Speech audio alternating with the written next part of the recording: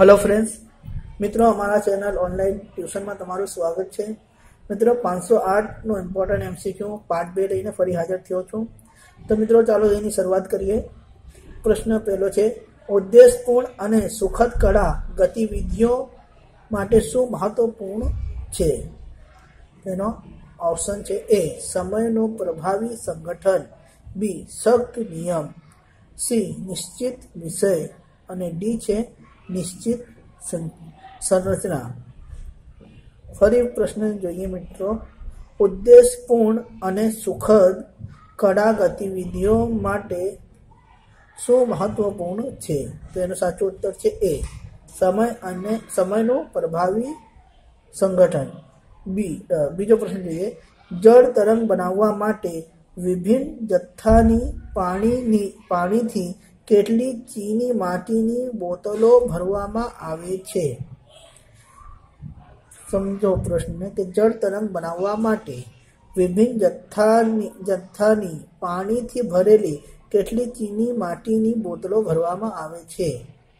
જળ તરંગ બનાવવું હોય તો કેટલી ચીની માટીની બોટલો ભરવામાં આવે? પાણીથી કેટલી ચીની માટીની બોટલો ભરવામાં આવે જેથી જળ તરંગ બને? તો એનો આન્સર છે 8 જો પાણીની બોટલો આપણે ભરીએ तो ये जल तरंग बनावा माटे आपणे एनो उपयोग करी सकीए। नंबर 3, दरेक बाळक कलाकार छे आ विधान कोनु छे? एटले के आ विधान आ वाक्य कोणे कीधुं छे? तो ए छे पिकासो, बी छे अरस्तु, सी रविन्द्रनाथ टैगोर अने डी महात्मा गांधी। तो मित्रों आनो साचो उत्तर आवशे ए पिकासो। नंबर 4 चौथो જોઈએ મિત્રો, આજકાલ આર્ટ ઇવેન્ટ છે એમાં એ ઘટના, બી પ્રક્રિયા, સી વાર્તા અને ડી નૃત્ય। તો આનો સાચો ઉત્તર આવશે પ્રક્રિયા। પાંચમો પ્રશ્ન, શરૂઆતના સ્તરની કલા શિક્ષણ માટે અલગથી સમય નિર્ધારિત હોવું જોઈએ। એટલે કે શરૂઆતમાં કલા શિક્ષણ માટે અલગથી સમય નિર્ધારિત હોવો જોઈએ। તો કેવો હોવો જોઈએ સમય? સ્થિર, એ સ્થિર, બી કઠોર, સી લાંબુ અને ડી વારંવાર અને નિયમિત રૂપથી। તો એનો સાચો ઉત્તર છે મિત્રો ડી વારંવાર અને નિયમિત રૂપથી સમય નિર્ધારિત હોવું જોઈએ। છઠ્ઠો પ્રશ્ન જોઈએ, આકૃતિ અને સ્થાનની દ્રશ્ય ખ્યાલને વાસ્તવિક બનાવવામાં આવે છે। આકૃતિ અને સ્થાનને જો વાસ્તવિક બનાવવામાં આવે તો એના માટે શું જરૂર છે? એ નાટક, બી સંગીત, सी નૃત્ય કે ડી કઠપુતલી તમાશા એટલે કે કઠપુતલીની રમત। તો આના માટે સાચો ઉત્તર છે આનો सी નૃત્ય। આકૃતિ અને સ્થાનને જો આપણે વાસ્તવિક બનાવવું હોય તો એના માટે નૃત્ય જરૂરી છે। સાતમો પ્રશ્ન જોઈએ મિત્રો। सातमो प्रश्न है, जे क्रिया कार्य करे छे तेने ओळखवामां आवे छे। એટલે કે જે ક્રિયા કાર્ય કરે છે કાર્યરત છે તેને શાનાથી ઓળખવામાં આવે? એ શિક્ષણ, બી સંવાદ, સી વિગત કે ડી સરળતા? તો એને આવશે ડી સરળતા।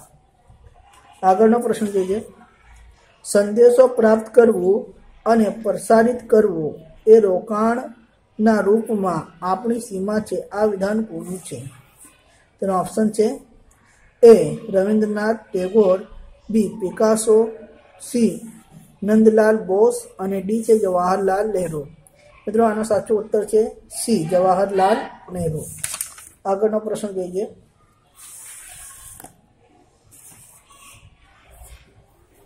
આગળનો પ્રશ્ન નંબર 9, કઈ વિધિમાં શીખવાની પ્રક્રિયા શિક્ષક પર પૂર્ણ રીતે હાવી હોય છે? એટલે કે ટોટલી શિક્ષણ પર ડિપેન્ડ હોય એવું કઈ વિધિ છે? તો એ કમાન્ડર વિધિ, સી પ્રદર્શન વિધિ, બી પ્રદર્શન વિધિ, સી પૂર્ણ ભાગની પૂર્ણ વિધિ અને ડી છે દર્પણ વિધિ। તો મિત્રો આનો સાચો ઉત્તર છે એ કમાન્ડર વિધિ જે પૂરી શિક્ષક પર ડિપેન્ડ હોય છે। 10મો પ્રશ્ન જોઈએ, જે વિધિ અન્ય સામે પ્રદર્શન માટે એક ધોરણ એટલે કે માનક છે। જે વિધિ અન્ય સામે પ્રદર્શન માટે એક ધોરણ છે એનો ઓપ્શન છે એ માનક વિધિ, એ કમાન વિધિ, બી દર્પણ વિધિ, સી પ્રદર્શન વિધિ કે ડી પૂર્ણ ભાગની પૂર્ણ વિધિ. એનો સાચો ઉત્તર છે સી પ્રદર્શન વિધિ. આગળનો પ્રશ્ન જોઈએ.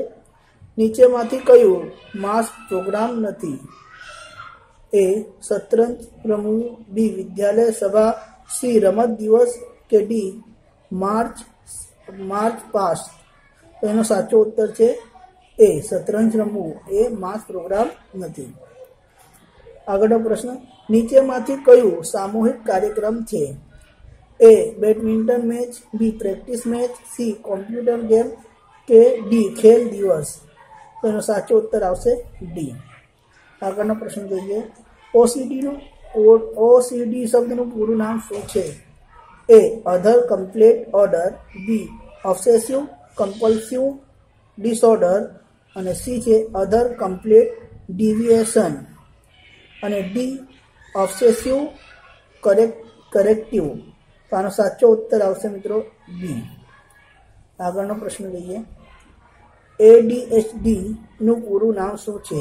એ actual deficit hyper activity disorder, B actual direct hyper activity disorder, C attention deficit hyper activity disorder અને D attention deficit hyper activity disorder. તો આનો સાચો ઉત્તર છે સી. થોડો ફેર છે મિત્રો, ધ્યાનથી તમે જો કંઈ કરો તો આનો સાચો ઉત્તર તમે મેળવી શકો. તો અહીંયા આપણો પ્રશ્ન પૂરો થાય છે. અને મિત્રો અહીંયા તમને જો વિડીયો પસંદ આવ્યો હોય તો લાઈક જરૂર કરો. Okay, by.